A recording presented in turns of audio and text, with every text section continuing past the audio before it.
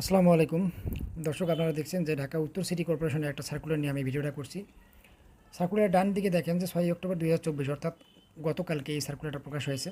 আর আপনারা যদি এই সার্কুলারটা ডাউনলোড করতে চান তাহলে উপরে যে ঠিকানাটা আছে www.dncc.gov.bd এই ওয়েবসাইটে ঢুকে নোটিশ বোর্ডে গেলেই আপনারা সার্কুলারটা দেখতে পারবেন এবং ডাউনলোড করতে পারবেন।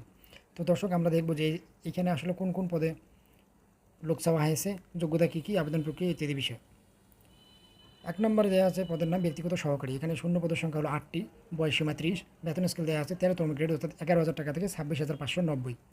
আর এখানে যোগ্যতা চাওয়া হয়েছে কোনো স্বীকৃত বিশ্ববিদ্যালয় হইতে স্নাতক বা সমমানের ডিগ্রি এবং মুদ্রাক্ষরে প্রতি মিনিটে বাংলায় 20 শব্দ এবং ইংরেজিতে 20 শব্দের গতিসহ কম্পিউটার চালানোর দক্ষতা। 2 নম্বর পদের নাম হলো অফিস সহকারী কাম কম্পিউটার মুদ্রাক্ষরিক। এখানে পদের সংখ্যা হলো 100টি, বয়সীমা 30 এবং এটা হলো 16 গ্রেডের চাকরি অর্থাৎ 9,300 টাকা থেকে 22,490 টাকা রয়েছে স্কেল। আর যোগ্যতার ক্ষেত্রে বলা হয়েছে কোনো স্বীকৃত বোর্ড হইতে অনন্য দ্বিতীয় বিভাগ বা সমমানের জিপিএতে উচ্চ মাধ্যমিক সার্টিফিকেট বা সমমানের পরীক্ষায় উত্তীর্ণ এবং মুদ্রা করে প্রতি মিনিটে বাংলা 20 শব্দ এবং ইংরেজিতে 20 শব্দের গতিসহ কম্পিউটার চালানোর দক্ষতা।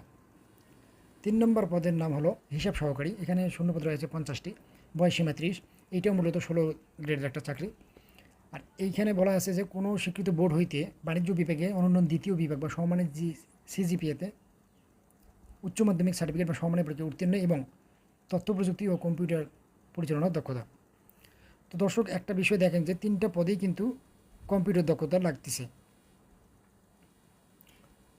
আচ্ছা, আমরা এখন নিচের দিকে দেখব আবেদন প্রক্রিয়ার বিষয়ে। এখানে বলা হয়েছে যে দর্শক, এখানে আবেদন শুরু হবে আগামী 10/10/2024 অর্থাৎ 10 তারিখ থেকে আবেদন শুরু হবে এবং আবেদন শেষ হবে 31/10/2024। আবেদন করার সময় অবশ্যই dncc.eltech.com.bd এই ওয়েবসাইটে ঢুকে আপনারা আবেদনপত্র পূরণ করবেন। এরপরে ছবি 300x300, স্বাক্ষর 300x80 লাগবে। ওকে। আচ্ছা, এখন 1 থেকে 3 নম্বর পদের জন্য পরীক্ষার ফি বাবদ 200 টাকা এবং সার্ভিস চার্জ 23 টাকা সহ মোট 223 টাকা 72 ঘন্টার মধ্যে জমা দেবেন। আচ্ছা, তার মানে এখানে আবেদন করার পরীক্ষার ফি হচ্ছে 223 টাকা। এবং দর্শক, আপনারা যে আবেদনটা করবেন, আবেদন করার পরে অ্যাপ্লিকেন্ট কপিটা অনেক যত্ন সহকারে রেখে দিবেন, কারণ ভাইবের সময় অবশ্যই এই অ্যাপ্লিকেন্ট কপি লাগবে। আর টাকা জমা দেওয়ার প্রসেস এখানে বলা আছে।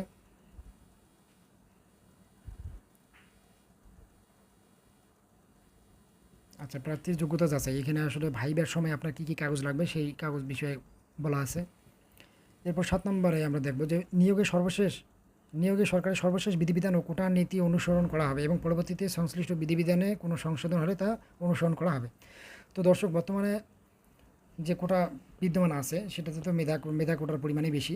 তাই আপনারা যারা আবেদন করতে চান অবশ্যই ভালোভাবে পড়াশোনা করে পরীক্ষা দিলেই চাকরিটা আপনার হওয়ার সম্ভাবনা অনেক বেশি। 8 নম্বরে বলা আছে কর্তৃপক্ষ পদের সংখ্যা হ্রাস বৃদ্ধি বাতিল করার অধিকার সংরক্ষণ করে নিয়োগ সংক্রান্ত বিষয়ে নিয়োগকারী কর্তৃপক্ষের সিদ্ধান্তে চূড়ান্ত বলে গণ্য হবে। আচ্ছা, বেসিক কিন্তু এরপর আমরা সার্কুলারের শেষ অংশটা হলো এরকম। তো ঠিক আছে দর্শক, যাদের যোগ্যতা আছে আপনারা দেরি না করে 10 তারিখের পরেই দ্রুত আবেদন করে প্রস্তুতি নিন। ভালো থাকবেন সবাই, ধন্যবাদ।